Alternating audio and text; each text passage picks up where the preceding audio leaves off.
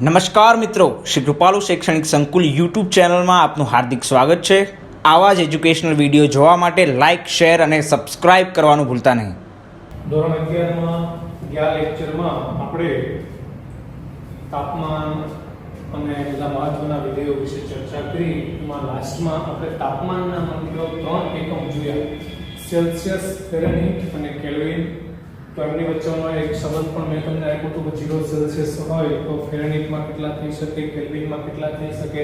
આડાઅવળા એને કન્વર્ટ કરવા માટેના જે સૂત્રો છે, સૂત્રો પણ મેં તમને બોર્ડ ઉપર લખીને સરસ રીતે આપણે એની ચર્ચા કરી। બોર્ડ ઉપર લખ્યા હતા, બરાબર ને? સૂત્રો પણ એને યાદ રાખવાના છે। વિશેષ એમાં તમારે એક વધારાની વાત એ યાદ રાખવાની છે કે તાપમાનના જે માપક્રમો છે, સેલ્સિયસ, ફેરનહીટ અને કેલ્વિન, એમાં એક વાત મહત્વની છે કે તાપમાનનું માઈનસ મૂલ્ય સેલ્સિયસમાં શક્ય છે, કેલ્વિનમાં માઈનસ મૂલ્ય શક્ય નથી। એટલે રોજિંદા જીવનમાં આપણે સેલ્સિયસને વધારે પડતું વાપરીએ છીએ। હા, કેલ્વિન તાપમાનનો SI એકમ છે, સેલ્સિયસ SI એકમ નથી, પણ વ્યવહારની અંદર આપણે સેલ્સિયસનો વધારે પડતો ઉપયોગ કરીએ છીએ એટલા માટે થઈને કારણ કે તાપમાનનું માઈનસ મૂલ્ય સેલ્સિયસમાં નોંધી શકાય, પણ કેલ્વિનમાં તાપમાનનું માઈનસ મૂલ્ય શક્ય છે નહીં અથવા નોંધી શકાતું નથી। એટલે તમને કોઈ એમ પૂછે કે SI એકમ તાપમાનનો કેલ્વિન છે, પણ વ્યવહારની અંદર આપણે સેલ્સિયસ શા માટે વાપરીએ છીએ? કેલ્વિન તાપમાનનો SI એકમ છે, તો વ્યવહારમાં આપણે એનો ઉપયોગ કેમ નથી કરતા? એટલા માટે કે કેલ્વિનમાં માઈનસ મૂલ્ય શક્ય નથી, જ્યારે સેલ્સિયસમાં માઈનસ મૂલ્ય શક્ય છે। તાપમાનનું ઋણ મૂલ્ય સેલ્સિયસમાં શક્ય છે પણ કેલ્વિનમાં શક્ય છે નહીં। આ સરસ મજાનું એસક્યુ છે, મટીરિયલ તમારે યાદ રાખવાનું છે। આજે ખૂબ સરસ એવી આપણે એક ચર્ચા કરશું। મુદ્દા નંબર આપણો આગળ પહોંચ્યા છે 1.4 આઈ થિંક છે, માપનમાં અનિશ્ચિતતા। હવે આ છે ને એક સરસ મજાનું આખું બીજગણિત છે, આને મજા આવે એવું છે। કેલ્સી વગર આપણે આમાં ઘણા ગુણાકાર, ભાગાકાર, પોઈન્ટ વિશે આપણે આમાં ચર્ચા કરીશું। આપણો મેઇન મુદ્દો છે માપનમાં અનિશ્ચિતતા। તો શા માટે રસાયણની અંદર માપનમાં અનિશ્ચિતતા? કોઈ વસ્તુ તમે માપો, ગણો, એનું વજન કરો, તો રસાયણ વિજ્ઞાનની અંદર આ બધું તમે જો કરો, કોઈને ગણવાનો પ્રયત્ન કરો, માપવાનો પ્રયત્ન કરો, તો એમાં અનિશ્ચિતતા આવી શકે। એવું શા માટે? જો યાર લખ્યું છે માપનમાં અનિશ્ચિતતા। આપણે રસાયણ વિજ્ઞાનમાં કોઈ વસ્તુ માપીએ તો એમાં અનિશ્ચિતતા આવે। શું કામ? કે ભાઈ રસાયણ વિજ્ઞાન એ અતિ સૂક્ષ્મ એવા અણુ, પરમાણુ અને આયન સાથે સંકળાયેલા છે। રસાયણ વિજ્ઞાન એ અતિ સૂક્ષ્મ એવા અણુ, પરમાણુ અને આયન સાથે સંકળાયેલું છે। એનો મતલબ તમે વિચારો કે અણુ પરમાણુ તો બહુ નાના હોય, અણુ પરમાણુ, અને ખૂબ નાના હોય એટલે એક્ઝેક્ટ તમે એને ગણવા જાઓ ને તો ગણી ન શકો। અને મનુષ્યની એ ખામી છે કે આપણે અતિ મોટા અને અતિ નાની વસ્તુને એકદમ ચોકસાઈથી મેઝર કરી શકતા નથી। આધુનિક સમય આવી ગયો, અત્યારે એવા ઇન્સ્ટ્રુમેન્ટ આવી ગયા છે કે આપણે એમાં પણ ઘણી બધી ચોકસાઈ લાવ્યા છે, પણ એમને આપણા મગજથી આપણે અતિ મોટા કે અતિ નાની વસ્તુઓને માપવામાં, ગણવામાં થોડી ખામી અનુભવીએ છીએ। હવે મુદ્દાની વાત એટલી જ છે સરળ ભાષામાં કે ભાઈ રસાયણ વિજ્ઞાનમાં અણુ, પરમાણુ અને આયનો છે એ તો અતિ નાના છે, અને અતિ નાના છે તો ચોક્કસતાથી એનું વજન કરવું, ચોક્કસતાથી એને ગણવા, નિશ્ચિત રીતે એને માપવા આ થોડું અઘરું છે। એટલા માટે થઈ અને રસાયણ વિજ્ઞાનમાં અનિશ્ચિતતા એટલે કે ગણતરીઓમાં ખામી આવવાની સંભાવના રહે। જેમ કે 2 ગ્રામ તમે હાઇડ્રોજન લો, કેટલો ખાલી 2 ગ્રામ હાઇડ્રોજન લો। 2 ગ્રામ હાઇડ્રોજન એટલે નાની એક ચપટી ભરીને જો આપણે હાઇડ્રોજન લઈએ, 2 ગ્રામ હાઇડ્રોજન, એક ચપટી જેટલો હાઇડ્રોજન થાય। વાતને સમજો, 2 ગ્રામ આપણે હાઇડ્રોજન લઈએ તો તેમાં હાઇડ્રોજનના અણુ કેટલા? એટલે ભાઈ મારી વાત સમજો ને, એકદમ નોર્મલ વાત છે કે ભાઈ રસાયણ વિજ્ઞાનમાં માપનમાં અનિશ્ચિતતા શું કામ આવે? તો કે રસાયણ વિજ્ઞાન ખૂબ નાના ઝીણા અણુ, પરમાણુ સાથે સંકળાયેલું છે। હવે નાના ઝીણા અણુ, પરમાણુને ગણવા એ બહુ મુશ્કેલ થઈ જાય। હું એક સીધું તમને ઉદાહરણ આપું, ખાલી 2 ગ્રામ, 2 કિલો નું કીધું મેં, ખાલી 2 ગ્રામ હાઇડ્રોજન તમે લ્યો અને એમાં હાઇડ્રોજનના અણુ ગણવાનો પ્રયત્ન કરો, તમે કલ્પના ન કરી શકો એટલા અણુ છે। એટલે ભાઈ 2 ગ્રામ, 2 કિલો નહીં, 2 ગ્રામ એટલે બહુ ઓછું થાય, બહુ ઓછું। ચપટી ભરીને, ચપટી કરતા ઓછું એમ 2 ગ્રામ હાઇડ્રોજન લઈએ, તેમાં હાઇડ્રોજનના અણુ કેટલા હોય? જોજો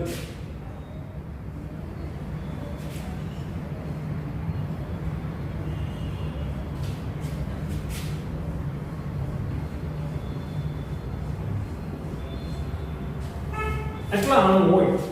ખાલી 2 ગ્રામ હાઇડ્રોજન આપણે લઈએ, માત્ર 2 જ ગ્રામ હાઇડ્રોજન આપણે લેવાનું છે, 2 કિલો નહીં ભાઈ.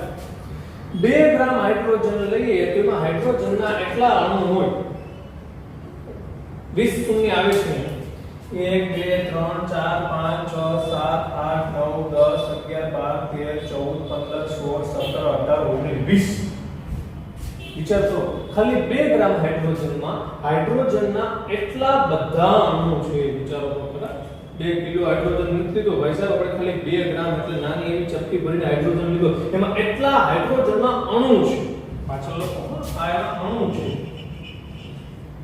અણુ, એટલા હાઇડ્રોજનના અણુ છે. હવે આનો આપણે સરવાળો કે બાદબાકી કરવાનો થાય, આનો ગુણાકાર કે ભાગાકાર કરવાનો થાય. હવે આપણે 3 આંકડાના ગુણાકાર ભાગાકારમાં તકલીફ પડે તો હવે આનો ગુણાકાર ભાગાકાર સરવાળો બાદબાકી કરવો કેમ? અને કદાચ જો તમે કરવાનો પ્રયત્ન કરો ને તો ચોક્કસ મારા દીકરાઓ એમાં ખામી આવવાની શક્યતા રહે, અનિશ્ચિતતા ઉદ્ભવવાની શક્યતા રહેશે. એટલે રસાયણ વૈજ્ઞાનિકોને ખબર પડી કે આપણા જે અણુ પરમાણુના આંકડા છે એ બહુ મોટા છે. શું કામ? કારણ કે અણુ પરમાણુ અતિશય નાના છે.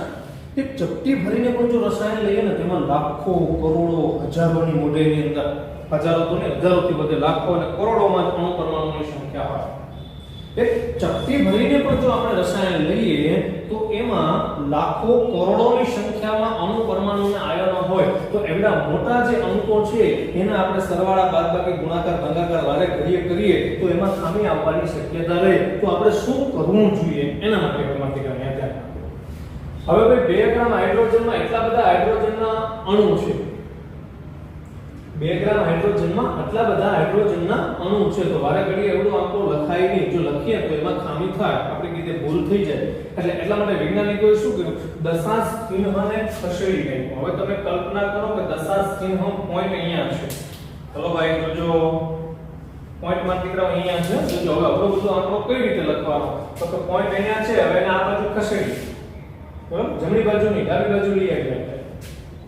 પોઈન્ટ અહીંયા છે, 1 2 3 4 5 6 7 8 9 10 11 12 13 14 15 16 17 18 19 20 21 22 ને 23. એટલે આને લખીએ કે 6.022 into 10⁻23. દશાંશ ચિહ્ન મોસ્ટ એમ્પી કઈ બાજુ કહીશો? જમણી બાજુ કહીશો કે ડાબી બાજુ? દશાંશ ચિહ્ન અહીંયા છે, ત્યાંથી આમ જમણી બાજુ કહીશો કે ડાબી બાજુ કહીશો? ડાબી બાજુ. એટલે કેટલા સ્થાન ડાબી બાજુ કહીશો? તો કે 23 સ્થાન, માટે 23. આ મોટા અંકને આ રીતે લખી શકાય. આ બંનેનો મતલબ એક જ સરખો થશે. દશાંશ ચિહ્ન પાછો ગણવો હોય તો ગણ લેજો, વિડિયો સ્ટોપ રાખી હું ગણી દઉં છું પાછો. અહીંયા દશાંશ ચિહ્ન છે, પોઈન્ટ, દશાંશ ચિહ્ન એટલે પોઈન્ટ અહીંયા છે, ત્યાંથી આપણે આ બાજુ ચાલીએ 1 2 3 4 5 6 7 8 9 10 11 12 13 14 15 16 17 18 19 20 21 22 અને 23. જો મેં અહીંયા પોઈન્ટ મૂક્યો એટલે ફીટ દશાંશ ચિહ્ન એટલે કે પોઈન્ટ 23 અંક ડાબી બાજુ ખસો એટલે 10 ની ઉપર પ્લસ 23 થાય. કારણ કે દશાંશ ચિહ્ન ડાબી બાજુ ખસો, જો જમણી બાજુ ખસો તો માઈનસ થાય, પણ જેટલા સ્થાન ખસો એટલા 10 ની ઉપર આવે. આમ કરી અને વૈજ્ઞાનિકોએ મોટા અંકને નાના અંકમાં દર્શાવ્યો, જેથી આપણી ગણતરીઓમાં અનિશ્ચિતતા આવે નહીં. બાકી આખો જો આ જે અંક છે એને એમનેમ જ આપણે રાખીએ અને પછી જો એના સરવાળા બાદબાકી કરવા જઈએ તો સ્વાભાવિક છે આપણી રીતે ભૂલ થાય જ, અનિશ્ચિતતા આવે. એટલે વૈજ્ઞાનિકોએ પોઈન્ટને હટાવી નાખ્યો અને નાના અંકને આવી રીતે લખી નાખ્યો. અને હવે જો આપણે આના સરવાળા બાદબાકી ગુણાકાર ભાગાકાર કરવા જઈએ તો હમણાં કરશું મેં રકમમાં લખી છે, પણ તો આમાં ખામી આવવાની સંભાવના ઓછી રહેશે. વચ્ચે એક વાત હું તમને કરી દઉં છું. વ્યવહારમાં સરળતા માટે છે ને હંમેશા આપણે મોટા અંકને નાનો કરીને બાંધી દેતા હોઈએ, જેથી કરીને આપણા વ્યવહારમાં સરળતા આવે. બાકી બરાબર ધ્યાનથી સમજો. વ્યવહારમાં સરળતા લાવવા માટે મનુષ્યએ મોટા અંકોને હંમેશા નાના કરીને બાંધી દીધા છે. જેમ કે હું તમને એક સરસ ઉદાહરણ આપું છું. બહાર લંબ હોય કોઈ વસ્તુના તો આપણે એને શું કીધી? 1 ડઝન. 12 વારે ઘડીએ એને ગુણાકાર કરવો અથવા એનો ભાગાકાર કરવો અથવા એનો સરવાળો કરવો એ આપણને થોડું અઘરું મોટું લાગે છે, જટિલ લાગે છે, એટલે જેના પણ 12 નંગ હોય તો ત્યારે આપણે મોટા અંકને નાનો કરીને બાંધી દીધો 12 નંગ એટલે 1 ડઝન. એટલે જો આપણે કેળા લેવા જઈએ એટલે સીધું આપણે ભાવ પૂછે ભાઈ 1 ડઝનનો ભાવ શું છે? 12 કેળાનો ભાવ શું છે? એક જ થયું. 1 ડઝનનો ભાવ શું છે કે 12 કેળાનો ભાવ શું છે? પણ 12 કેળાનો ભાવ આપણે એવું બોલતા નથી. શું કામ? કારણ કે આપણને ગમતું નથી, આંકડો મોટો છે. એના કરતા 1 ડઝન અંક નાનો છે ને એટલે આપણને ગમે છે. એટલે આપણે હંમેશા 12 કેળાનો ભાવ છે એમ નહીં પૂછીએ, શું ભાવ છે એવું નહીં પૂછીએ. એની બદલે પૂછશું આપણે 1 ડઝન કેળાનો ભાવ શું છે. બહાર કોઈ પણ વસ્તુ હોય તો એને શું કહીએ આપણે? 1 ડઝન. એમ રસાયણ વિજ્ઞાનની અંદર પણ એવો ગ્રેડો નામના વ્યક્તિએ મોટા અંકને નાનો કરી દીધો વ્યવહારની સરળતા માટે. એની પાછળ બીજું કોઈ કારણ છે નહીં. એને કહી દીધું કે 6.022 × 10⁻23 એટલા કોઈ પણ નંગ હોય ને તો એને 1 મોલ કહેવાય. એને 1 મોલ કહેવાય. આમાં કોઈ લોજિક નથી. આ છે તો આ કેમ આવ્યું એવું કઈ નથી. હું તમને કહું 12 કેળા હોય કે 12 કોઈ રમકડા હોય કે કોઈ પણ 12 વસ્તુ હોય તો તમે એને 1 ડઝન શું કામ? એમાં કઈ કારણ છે? નહીં. આ કારણ એટલું જ છે કે આપણે વ્યવહારમાં સરળતા પડે, ગણતરીઓમાં સરળતા પડે. એટલે કોઈ પણ વસ્તુને 12 ખુરચી હોય તો આપણે શું કહીએ? 1 ડઝન ખુરચી. બહાર મારી પાસે માર્કર હોય તો એને હું શું કહું? 1 ડઝન માર્કર. મને વ્યવહારમાં સરળતા પડે, ગણતરીમાં સરળતા પડે એટલે કોઈ પણ વસ્તુ જો 12 હોય તો હું એને 1 ડઝન કહી દઉં છું. સેમ ટુ સેમ એવી જ રીતે ગણતરીઓની સરળતા માટે 6.022 × 10⁻23 નંગ હોય, પછી એટલા પરમાણુ હોય, એટલા આયન હોય કે એટલા અણુ હોય એને કહી દીધા 1 મોલ. મને કીધું આવો એવો ગ્રેડ હોય કે ભાઈ એટલા નંગ હોય, એટલા અણુ પરમાણુ આયન જે પણ હોય એને 1 મોલ કહેવાય. એટલા પરમાણુ હોય તો એને 1 મોલ પરમાણુ કહેવાય. એટલા આયન હોય તો એને 1 મોલ આયન કહેવાય. એટલા અણુ હોય તો એને 1 મોલ અણુ કહેવાય. સાહેબ આ કેમિસ્ટ્રીમાં જ લાગુ પડે? હા. તો કે વ્યવહારમાં તો લાગુ પાડવું તકલીફ થી કે ખરેખર વ્યવહારમાં લાગુ પાડી શકાય. એટલા કેળા હોય ને તો એને 1 મોલ કેળા કહેવાય. પણ એટલા કેળાની જે હિસાબ તો કરો, એટલા કેળા હોય તો 10 ટ્રક ભરાતા હશે. એટલે સામાન્ય રીતે આ વ્યવહારમાં વાપરતા નથી. પણ હું તમને સમજાવવા માંગુ છું મારા દીકરાઓ કે કોઈ પણ વસ્તુ જો 12 વસ્તુ હોય તો એને જેમ આપણે 1 ડઝન કહી દઈએ છીએ ગણતરીની સરળતા માટે, વ્યવહારની સરળતા માટે 12 વસ્તુને જેમ આપણે 1 ડઝન કહી દીધું એમ એટલા નંગ હોય અણુ પરમાણુ કે આયનના એને 1 મોલ કહેવામાં આવ્યા છે. શીખવાનું તમારે શું છે કે સર એટલા એવા હાઇડ્રોજનમાં 2 ગ્રામ હાઇડ્રોજનમાં ખાલી 2 ગ્રામ હાઇડ્રોજન એમાં એટલા બધા હાઇડ્રોજનના અણુ છે. આ બહુ મોટો અંક છે તો આનો આપણે સરળતાથી ગુણાકાર, ભાગાકાર, સરવાળો, બાદબાકી કરી શકતા નથી. તેથી આપણે શું કર્યું તો કે દશાંશ ચિહ્ન હટાવી નાખ્યો. દશાંશ ચિહ્ન કઈ બાજુ હટ્યો? જમણી બાજુ. અચ્છા, જમણી બાજુ દશાંશ ચિહ્ન હટ્યો. કેટલા સ્થાન હટ્યો? 23 સ્થાન. એને લખ નાખ્યા આપણે 10 ની ઉપર. એમ કરીને મોટા અંકને આવી નાની અંક માત્રામાં લખી શકાય. જો કે અંક નાનો ન કહેવાય પણ ગણતરીમાં આપણને સરળતા પડે. વિશેષ યાદ રાખવાનું એ છે કે આટલા જો નંગ હોય તો એને 1 મોલ કહેવાય. કોઈ બીજું સરસ ઉદાહરણ આપો મને દીકરો તમે. અહીંયા તમે એ સમજવાનું છે કે દશાંશ ચિહ્ન અહીંયા હતો, ત્યાંથી મેં આ બાજુ લીધો એટલે કઈ બાજુ થાય? ડાબી બાજુ. કેટલા સ્થાન આવ્યો? 23 સ્થાન. એટલે 10 ની પ્લસ 23 મેં લખ્યા. યાદ રાખજો. એટલે હું તમને કહું છું આ સમજવા જેવું છે. બહુ સરસ મજા આવશે. ફિઝિક્સમાં ઉપયોગી લાગશે, કેમેસ્ટ્રીમાં પણ આપણે દાખલાઓ ગણશું એમાં પણ કામ લાગશે.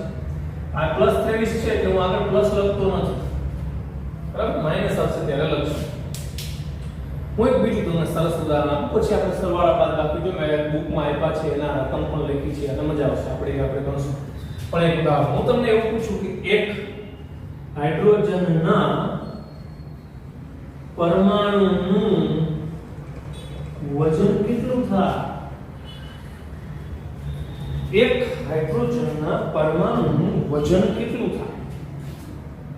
સાહેબ તમે તો એકવાર એમ વાત કરતા હતા કે પરમાણુ એટલો બધો નાનો છે કે આપણે એને નરી આંખે જોઈ શકતા નથી. તો શું એનું વજન કરી શકાય? હા, બિલકુલ કરી શકાય. કારણ કે અત્યારે આપણી પાસે આધુનિક સાધનો આવી ગયા છે, સ્પેક્ટ્રા આવી ગયા છે, એને મારા આયાર જેવા સાધનો છે.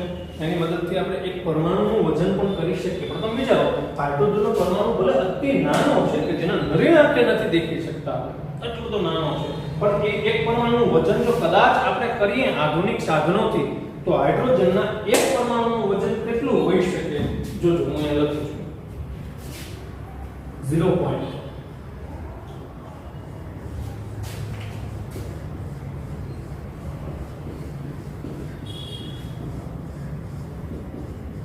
એટલા ગ્રામ એક હાઇડ્રોજનના પરમાણુનું વજન છે. વિચારો તો ખરા 23 જીરો આવે 1 2 3 4 5 6 7 8 9 10 11 12 13 14 15 16 17 18 19 20 21 22 23 166 23 શૂન્ય દશાંશ ચિહ્ન અહીંયા છે, પોઈન્ટ અહીંયા છે, પોઈન્ટ પછીના 23 શૂન્ય છે અને પછી 167 છે. એક હાઇડ્રોજનના પરમાણુનું વજન એટલા ગ્રામ છે. એક હાઇડ્રોજનનો પરમાણુ જે અતિ નાનો છે, આપણે નરી આંખે દેખાતો નથી, તેનું વજન એટલા ગ્રામ છે. આ તો બહુ ઓછું કહેવાય, બહુ ઓછું કહેવાય, પણ છે એ તો લેવું જ પડે. હવે હું તમને એમ કહું કે આ જે અંક છે એટલો એને વારે ઘડીએ તમે ગુણાકાર કરો, સરવાળો કરો, બાદબાકી કરો તો સ્વાભાવિક છે એટલો મોટો અંક લઈ તમે ગુણાકાર ભાગાકાર કરવા જશો તો ભૂલ આવે, અનિશ્ચિતતા આવે. એટલે આપણે એક કામ કરીએ, આ મોટા અંકને કંઈક નાનો કરી લખવાનો પ્રયત્ન કરીએ. તો દશાંશ ચિહ્નને હું જવા દઉં એક પછી અહીંયા લઈ લઉં દશાંશ ચિહ્ન. હાલો અત્યારથી મૂકી દઉં છું, અહીંયા લઈ લો. હાલો તો મને કહેવાનું છે દશાંશ ચિહ્ન અહીંયા હતું મેં ત્યાં મૂકી દીધું, તો દશાંશ ચિહ્ન કેટલા સ્થાન ખસું જોઈ લો. અહીંયા હતું 1 2 3 4 5 6 7 8 9 10 11 12 13 14 17 18 19 20 21 22 23 24 24 સ્થાન ખસ્યું 1.66 into 10 raised to દશાંશ ચિહ્ન 24 સ્થાન ખસ્યું, પણ કઈ બાજુ ખસ્યું? જમણી બાજુ -24. આ એક હાઇડ્રોજનનું વજન છે. એક હાઇડ્રોજનના પરમાણુનું વજન એટલા ગ્રામ છે. હવે તમે જુઓ આ જે છે ને ઈ જ આ છે, પણ શું કર્યું આપણે દશાંશ ચિહ્નને ખસેડી નાખ્યું. કેટલા સ્થાન ખસ્યું? 24 સ્થાન. કઈ બાજુ ખસ્યું? તો કે જમણી બાજુ. જમણી બાજુ ખસ્યું એટલે -24 સ્થાન ખસ્યું. જેટલા સ્થાન દશાંશ ચિહ્ન ખસે એ 10 ની ઉપર મૂકી દેવા. પછી બોલો દશાંશ ચિહ્ન અથવા પોઈન્ટ જેટલા સ્થાન ખસે ને એટલા 10 ની ઉપર મૂકી દેવાના. એમાં યાદ રાખવાનું જો પોઈન્ટ તમે જમણી બાજુ ખસેડો હોય તો 10 ની ઉપર માઈનસ જે આવે. જેટલા સ્થાન પોઈન્ટ ખસે એટલા 10 ની ઉપર લખી નાખો. એમાં જમણી બાજુ જતા હોય તો માઈનસ, ડાબી બાજુ જતા હોય તો પ્લસ. ડાબી બાજુ જતા હોય તો પ્લસ, જમણી બાજુ જતા હોય તો માઈનસ. આટલું માત્ર યાદ રાખજો, બરાબર? હવે આ અંક છે ઈ જ છે આ, પણ આટલો બધો વારે ઘડીએ આટલો બધો અંક લઈને સરવાળા બાદબાકી કરીએ તો ડેફિનેટલી આપણી ભૂલ થઈ શકે. એટલા માટે આ મોટા અંકને આપણે કેવો કરી નાખ્યો છે? નાનો. અને પછી હવે આપણે એના સરવાળા બાદબાકી કરશું તો આપણે સરળતાથી સરવાળા બાદબાકી કરી શકશું. અનિશ્ચિતતા અથવા ખામી આવવાની સંભાવના એમાં ઓછી રહેશે, કારણ કે અંક નાનો થઈ ગયો. હવે મારા દીકરાઓ તમે જુઓ આપણે શું કરીએ છીએ. સરસ, હું તમને એક વાત કરું છું કે અહીંયા આ જે મૂળ અંક હોય એને આપણે એમને લેવા દઈએ છીએ. જો આ મૂળ અંક છે 6022, અહીંયા છે 166, એને આપણે એમને લેવા દઈએ તો એ મુખ્ય નંબર છે જેને n વડે દર્શાવી શકાય. બરાબર? પહેલા સાંભળો, એ મુખ્ય નંબર છે એને હું n વડે દર્શાવી શકું ગુણ્યા હું 10 ની ઉપર કંઈક લખું છું. હું 10 ની ઉપર જો અહીંયા લખ્યા 23, અહીંયા લખ્યા 24, ઈ શું છે? ઈ શું છે 10 ની ઉપર લખું? સાંભળજો, બાકી કોલેજ પૂરી થઈ જાય તો ઘણા 10 ની ઉપર અંક કેનો છે ને ખબર નથી રહેતી. અહીંયા 10 ની ઉપર જે હું અંક લખું છું એને મેં સ્મોલ n વડે દર્શાવ્યો છે. આ તો મુખ્ય અંક છે, જે અંક છે 6022, પછી અહીંયા છે 166, એ મુખ્ય છે અંક, એટલે આપણે કેપિટલ N કહી દીધું. પછી 10 ની ઉપર આપણે અંક લખીએ, અહીંયા 23 લખ્યા, +23, અહીંયા -24, એ 10 ની ઉપર જે અંક લખાય છે ને એ શું છે? પોઈન્ટને ખસેડેલું સ્થાન છે, અથવા દશાંશ ચિહ્નનું જે સ્થાન ખસ્યું એ છે. દશાંશ ચિહ્ન કેટલા સ્થાન ખસે? દશાંશ ચિહ્ન એટલે પોઈન્ટ કેટલા સ્થાન ખસે? પોઈન્ટ જેટલા સ્થાન ખસે ને એ 10 ની ઉપર લખવામાં આવે છે. એમાં તમારે વસ્તુ યાદ રાખવાની છે કે 10 ની ઉપર જે લખ્યું છે એ શું છે? તો કે પોઈન્ટનું ખસેડેલું સ્થાન. પોઈન્ટ કેટલા સ્થાન ખસ્યો એ મેં 10 ની ઉપર લખ્યું, પણ પોઈન્ટ જમણી બાજુ ખસ્યો છે કે ડાબી બાજુ ખસ્યો છે? જો જમણી બાજુ ખસતો હશે તો આપણે માઈનસ લખશું, ડાબી બાજુ ખસતો હશે તો આપણે એને પ્લસ લખશું. બસ મારા દીકરા એટલું યાદ રાખવાનું છે. બાકી 10 ની ઉપર જે ઘાત લખવામાં આવી છે ને એ પોઈન્ટ જેટલા સ્થાન ખસેડ્યો છે ને એ જ છે. પોઈન્ટ જેટલા સ્થાન ખસો એ સ્થાનને હું 10 ની ઉપર લખું છું, એ માઈનસ પણ હોઈ શકે અને પ્લસ પણ હોઈ શકે. આ m જે છે 10 ની ઘાત એ પ્લસ પણ હોઈ શકે અથવા માઈનસ પણ હોઈ શકે. પોઈન્ટ જો તમારો જમણી બાજુ ખસતો હોય તો અહીંયા 10 ની ઉપર લખાતો અંક માઈનસ હોય. પોઈન્ટ તમારો ડાબી બાજુ ખસતો હોય તો 10 ની ઉપર લખાતો અંક છે એ પ્લસ હોય. અહીંયા પ્લસ છે, અહીંયા માઈનસ છે. બરાબર. વધારે હું એમના વિશે કંઈ ચર્ચા કરતો નથી. હવે હું આને ચેકિંગ આપીશ અને સરસ મજાના આપણે સરવાળા બાદબાકી તરફ જાશું. પણ જોજો હું હજી એક અહીંયા અંક લખું છું તમારી પ્રેક્ટિસ માટે. હા, દીકરા જોજો. સપોઝ કે આમ લખું 23.45 into 10 raised to minus 2. બરાબર. જોજો એક પ્રેક્ટિસ માટે ખાલી આપણે ચર્ચા કરીએ છીએ. તમને કમસે કમ એ તો ખબર પડી ગઈ કે 10 ની ઉપર છે શું છે? પોઈન્ટનું ખસેડેલા સ્થાન. પોઈન્ટના ખસેડેલા સ્થાન. પોઈન્ટ જમણી બાજુ ખસ્યો, ડાબી બાજુ ખસ્યો, એ પછી વાત છે કે પોઈન્ટ કેટલા સ્થાન ખસ્યો, જેટલા સ્થાન ખસ્યો હોય 10 ની ઉપર લખ નાખવાનું. એમાં પોઈન્ટ જો જમણી બાજુ ખસ્યો હોય, જમણી બાજુ ખસે તો આપણે માઈનસ લખશું, ડાબી બાજુ પોઈન્ટ ખસે તો આપણે પ્લસ લખશું. બરાબર. બરાબર. આ ત્રણ વખત હું બોલ્યો માટે કે યાદ રાખજો. હવે અહીંયા તમે જુઓ મેં એક અંક લખ્યો છે. પોઈન્ટ અહીંયા છે તો હું પોઈન્ટને અહીંયા લખું. પોઈન્ટને હું અહીંયા લખવાનો પ્રયત્ન કરું. સામે માઈનસ હું અહીંયા લખવાનો પ્રયત્ન કરું પોઈન્ટને તો શું થાય? આમાં વધારો થાય માઈનસ. કારણ કે બેઝિક કોન્સેપ્ટ કેવો છે કે પોઈન્ટ જમણી બાજુ જાય તો માઈનસ. જો અહીંયા પોઈન્ટ જમણી બાજુ ગયો એટલે આપણે માઈનસ. અહીંયા પોઈન્ટ જમણી બાજુ ગયો એટલે બરાબર જોજો. હું અહીંયા લખું છું ને દીકરા, બરાબર જોજો. તો 2 3 4.5 મેં દશાંશ ચિહ્નને જમણી બાજુ લીધું છે એટલે અહીંયા ગુણ્યા 10 ની -1 આવશે. કારણ કે જમણી બાજુ જ્યારે જ્યારે દશાંશ ચિહ્ન હાલશે કેટલા સ્થાન આવ્યો તો દશાંશ ચિહ્ન એક સ્થાન જમણી બાજુ કહેશો. એક જ સ્થાન જમણી બાજુ ખસ્યો. એક સ્થાન ખસ્યો એટલે 10 ની ઉપર 1, જમણી બાજુ ખસ્યો એટલે માઈનસ. એટલે જમણી બાજુ જ્યારે જ્યારે પોઈન્ટ ખસ્યો ત્યારે આપણે એને માઈનસ લખીએ છીએ. અહીંયા 24 સ્થાન ખસતો તો પોઈન્ટ એટલે 10 ની ઉપર 24 લખાતો. અહીંયા એક જ સ્થાન હાલે છે જમણી બાજુ પોઈન્ટ. પોઈન્ટ એક જ સ્થાન ખસે એટલે 10 ની ઉપર 1, જમણી બાજુ ખસે એટલે પ્લસ અને સોરી જમણી બાજુ ખસે એટલે માઈનસ 2. અહીંયાથી આપણે અહીંયા લીધું છે અને આ -2 તો છે જ. તો કેટલા થયા? 10 ની માઈનસ એટલે 10 ની -2 એટલે કેટલા થઈ ગયા? 10 ની -3. શું મોટી વાત છે? એટલે આને આમ લખી શકાય 234.5 into 10 raised to -3. ફરી પાછો કહું છું. પોઈન્ટ એક સ્થાન ખસ્યો એટલે 10 ની ઉપર 1 લખવા પડશે. અચ્છા, પોઈન્ટ એક સ્થાન ખસ્યો પણ કઈ બાજુ? જમણી બાજુ એટલે માઈનસ. જો ડાબી બાજુ ખસ્યો તો હાલો આપણે ખસેડીએ ડાબી બાજુ. હું આને ચેકી નાખું છું. હવે આમાંથીમાં હું ડાબી બાજુ ખસેડીશ.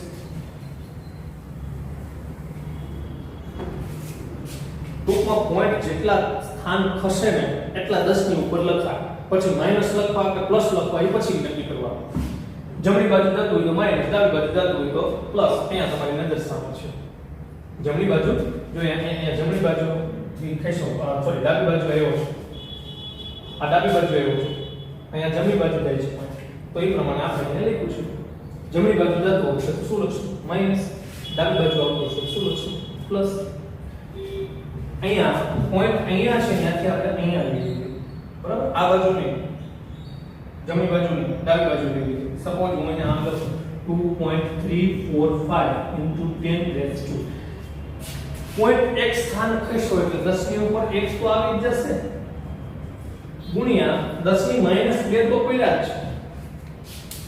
હવે મારી દીકરા તમે વિચારો કે પોઈન્ટ મેં એક સ્થાન ખસેડ્યો એટલે 10 ની ઉપર 1, પણ કઈ બાજુ પોઈન્ટ ખસ્યો?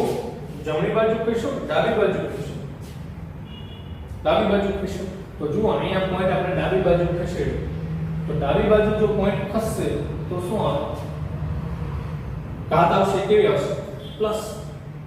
ડાબી બાજુ જો પોઈન્ટ ચાલે તો ઘાત કેવી આવશે? પ્લસ.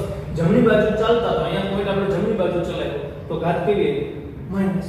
તો ડાબી બાજુ આવ્યું પોઈન્ટ એટલે પ્લસ છે, આ પ્લસ છે એટલે ઓલું માઈનસ 2 એટલે આને આમ લખી શકાય 2.345 into 10 raised to minus 1 લખી શકાય જો બરાબર છે તમે સમજ્યા પોઈન્ટ જેટલા સ્થાન ખસે ને એટલા 10 ની ઉપર લખી નાખો અને બરાબર અહીંયા જો શું થયું જમણી બાજુ ખસ્યું કે ડાબી બાજુ ખસ્યું જો જમણી બાજુ પોઈન્ટ ખસતો હોય તો માઈનસ લખવામાં આવે છે ડાબી બાજુ ખસે તો પ્લસ લખવામાં આવે બરાબર એટલું માટે પ્રેક્ટિસ કરો મને ખબર છે કે આંકડાકીય માહિતી છે એટલે તમને થોડુંક પણ જો આમાં અટપટું લાગે તો બે વખત સાંભળો વિડિયો રિવાઇઝ કરીને બે વખત સાંભળી લો અને પછી માટે આપણે સરવાળા બાદબાકી તરફ જઈએ બરાબર છે એટલે તમને કેલ્સી વગર આવા અંકને તમે સરળતાથી ગણી શકશો મગજમાં બે જ વાત બેસાડવાની છે શું કે પોઈન્ટ જેટલા સ્થાન ખસે ને એ 10 ની ઉપર લખ નાખવા પછી નક્કી કરો કે હવે માઈનસ આવશે કે પ્લસ આવશે જમણી બાજુ ગયા કે ડાબી બાજુ ગયા અહીંયા તમે જુઓ પોઈન્ટ છે આપણે આ બાજુ લઈએ એટલે આ બાજુ એટલે કઈ બાજુ થાય ડાબી બાજુ થાય તો પ્લસ પોઈન્ટ ને અહીંયા જુઓ આપણે જમણી બાજુ લઈ ગયા આ બાજુ જમણી બાજુ ગયા એટલે કેવું માઈનસ પોઈન્ટ જેટલા સ્થાન ખસો એ 10 ની ઉપર લખી નાખો અને પછી નક્કી કરો કે એ પ્લસ છે કે માઈનસ છે બરાબર અને બરાબર એટલું તમે ભેગા શીખી લો નેક્સ્ટ વિડિયોમાં આપણે આના પછી આપણે પોઈન્ટના સરવાળા બાદબાકી કેલ્સી વગર કરવાના છે બરાબર સરસ અહીંયા સુધી રાખીએ છીએ મસ્ત જય હિન્દ જય ભારત